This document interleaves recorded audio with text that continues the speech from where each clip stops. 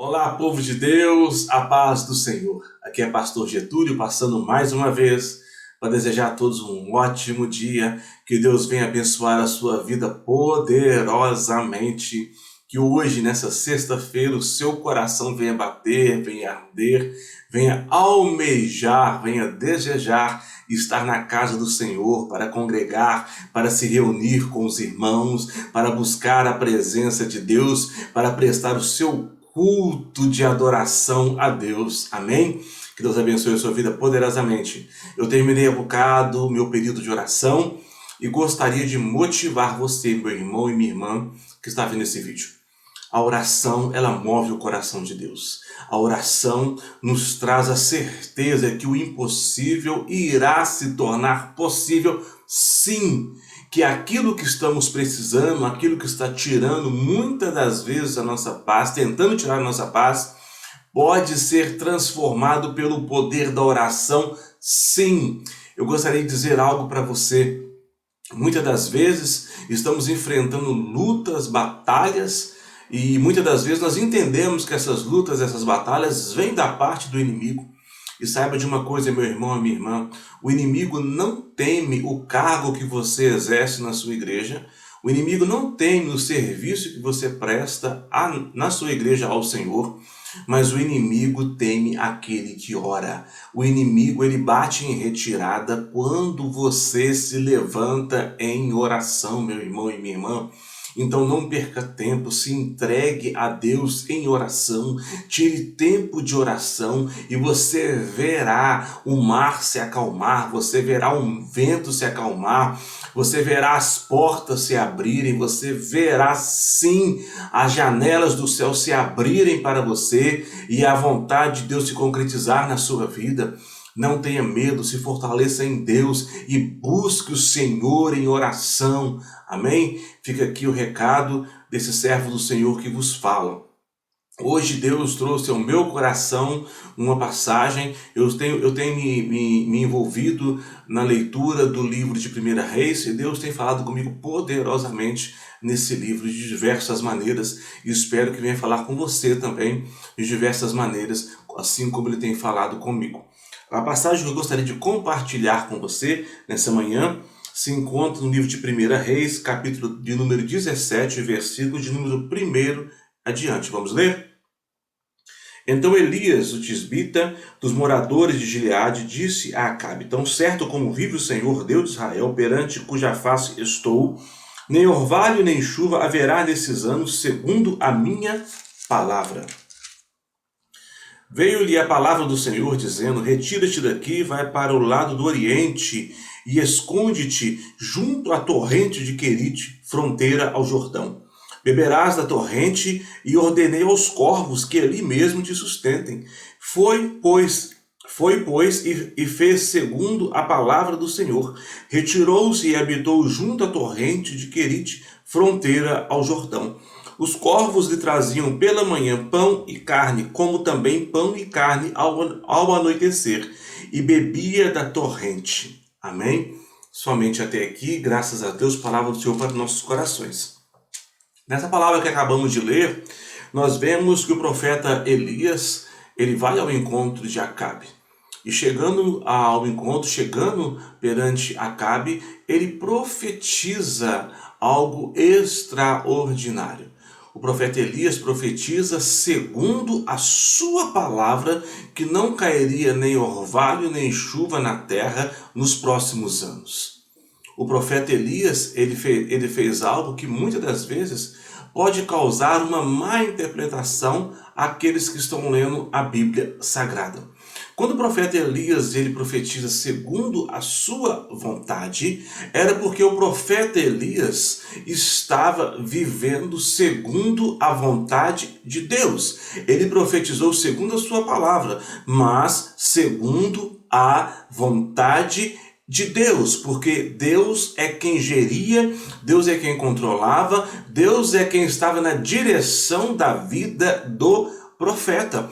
Então, quando ele profetiza, era a vontade de Deus na face da terra sendo proferida pela boca de Elias naquele exato momento. Agora eu gostaria de falar algo ao seu coração nessa manhã.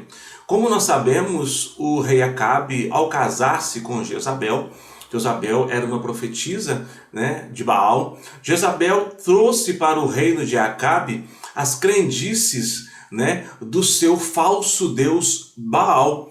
No reinado de Jezabel, ou no meio do povo cananeu, a fama de Baal era que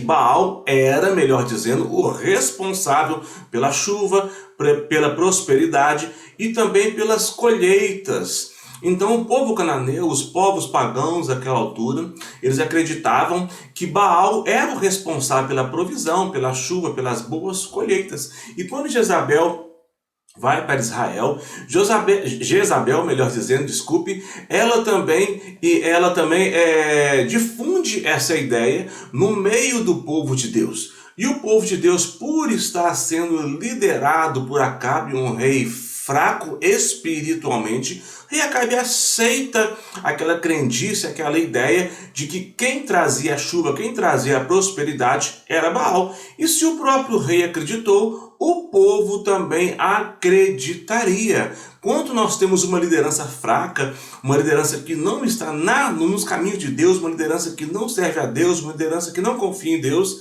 é normal que o povo também se distancie dos caminhos certos. Então o povo também passou a acreditar naquela crendice, naquelas ideias de Jezabel e de seu falso Deus, de maneira que o povo começou a acreditar nisso. Então, quando Elias profetiza, segundo a sua palavra, que não cairia nem orvalho, nem chuva na face da terra durante os próximos anos, o profeta Elias estava enfiando uma faca direto no coração, digamos assim, do falso deus Baal. Em outras palavras, o profeta Elias estava desmascarando, tirando de linha essa crendice, fazendo que o Deus caísse em descrédito, esse falso Deus caísse em descrédito para o seu povo e também para o povo de Israel, que infelizmente havia se entregado à idolatria. Então o profeta Elias, ele profetiza assim segundo a sua palavra, mas em primeiro lugar segundo a vontade de Deus. No livro de Tiago nós podemos ler que está escrito que Elias era um homem era um homem como nós, um homem sujeito a falhas, era um homem sujeito às mesmas paixões que nós, mas ele orou fervorosamente para que não chovesse. E assim aconteceu. Então nós podemos ver que a oração de um justo, ela pode muito em seus efeitos. Quando uma pessoa se entrega ao Senhor, quando uma pessoa anda nos caminhos do Senhor, nós podemos ver que as suas palavras são palavras condizentes à vontade de Deus. Nós sabemos que o nosso Deus é um Deus exclusivo, é um Deus que não divide a sua glória com ninguém, e nós sabemos que Baal estava roubando a glória que era devida ao Deus verdadeiro. Então, quando Elias profetiza segundo a sua palavra, era também segundo a vontade de Deus, porque Deus não divide a sua glória com ninguém. E o responsável pela chuva, nós sabemos que o responsável pela provisão, nós sabemos que o responsável pela colheita, tudo vem de Deus, tudo é por Ele, tudo é para Ele, tudo vem de Deus.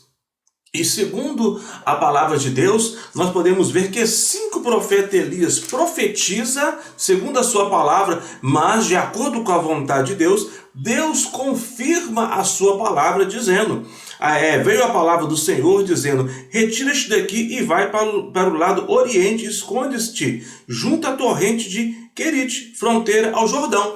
Nós vemos que logo após Elias profetizar, veio a palavra de Deus, confirmando, Elias, você profetizou, eu ouvi, já dei ordem que os céus cessem, que cesse a chuva, que cesse o orvalho, já está decretado a seca na terra, agora só vou te dar uma ordem, saia de linha. Por que será que Deus mandou que Elias se escondesse? Por medo talvez de Jezabel matar? Não, Elias estava na mão de Deus, e nós sabemos que o nosso Deus, Ele cuida dos seus. Deus pediu que Elias se retirasse, se saísse de linha nesse exato momento, para que a sua glória pudesse se manifestar, para que as pessoas pudessem ter a certeza que quem cerrou os céus foi Deus. através da palavra do seu servo, mas quem enviou a ordem, quem tem autoridade para cerrar os céus é Deus. Toda autoridade é dada a Deus. Então Deus ordena que Elias se retire para quê? Para que ele pudesse aparecer. Meus irmãos e minhas irmãs que estão vendo esse vídeo, na maioria das vezes, Deus não está ouvindo a nossa oração porque nós estamos querendo aparecer diante dos seus milagres. Quando nós oramos para que Deus faça algo na terra ou para que Deus concretize o seu desejo na terra, nós temos que aprender a dar glórias a Ele. A glória era de Deus. Elias profetizou, mas a glória dada pela seca, pela vontade de Deus se cumprindo na terra, pela vontade de Deus se concretizando na terra, era de Deus e é sempre de Deus. Então saiba de uma coisa, quando você orar, ore para que o nome de Deus seja glorificado. Muitas das vezes nós oramos e a própria palavra do Senhor nos fala que nós não sabemos orar. Mas nós temos que entender que a oração que alcança o coração de Deus, a oração que move montanhas, a oração que faz Deus levantar o seu trono, dará a ordem para que se concretize, é a oração que nós fazemos para que o nome dele seja glorificado.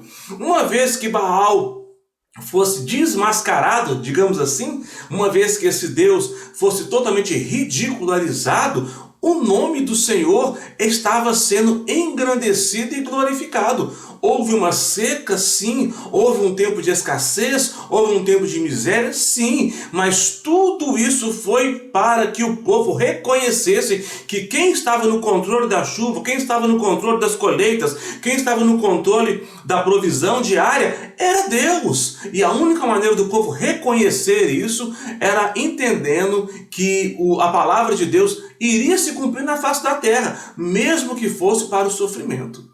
Que na maioria das vezes, meus irmãos, a única maneira de Deus chamar a atenção do homem, infelizmente, é nos trazendo ou nos permitindo passar por lutas, dificuldades e provações. E foi assim no meio do povo de Deus. Quando o povo viu que não era Deus que estava no controle da chuva, nem no controle das colheitas, nem no controle de nada, o povo começou a se voltar a Deus. Quando o povo foi chamado do Monte Carmelo para ver o duelo entre Elias, os 450 profetas de Baal e os 400 profetas de Aserá, nós sabemos que o povo se reuniu com a intenção de ver, sim, que Deus era soberano. Se o povo soubesse que Deus não ia se manifestar, o povo não teria ido naquele confronto. O povo sabia que Deus iria se manifestar. O povo sabia que Deus não iria deixar o povo morrer, o povo padecer, o povo continuar sofrendo daquela maneira. Então saiba de uma coisa, meu irmão, reconheça Deus em todas as coisas. Dê a devida glória a Deus. Não permita que suas atitudes ou suas orações levem a devida glória do Senhor para o outro lado. A glória tem que subir a Ele. A glória tem que ser dada a Ele. Toda honra, toda glória tem que ser dada ao nosso Deus. É o nosso Deus que nos concede o privilégio de poder estar na sua obra, de poder estar fazendo a sua vontade aqui na terra. É o nosso Deus que nos dá esse privilégio. Nós somos privilegiados por poder estar vivendo esse tempo, poder estar servindo ao nosso Deus, mas não se esqueça disso, a glória é dele, a honra é dele, a exaltação é dele. E Elias sabia disso. Elias sabia glorificar a Deus em todas as suas atitudes. Amém? Que Deus possa te levantar nessa geração como Elias, como alguém que realmente entende e valoriza o chamado de Deus, que é alguém que entende e valoriza a vontade de Deus aqui na terra, e que você venha ser extremamente usado pelo Senhor nesse mundo, nessa geração. Amém? Que Deus abençoe a sua vida poderosamente e até o próximo vídeo, se Deus assim nos permitir. Um grande abraço a todos. Eu peço a você mais uma coisa antes de terminar esse vídeo, estava me esquecendo. Se você gostou desse vídeo, se esse vídeo falou com você, eu peço a você que nos ajude, se inscreva em nosso canal, ative o sininho das notificações e você vai estar nos ajudando muito a fazer com que o Evangelho chegue até um número maior de pessoas. Deus abençoe a sua vida grandemente mais uma vez e até o próximo vídeo. Tchau, tchau.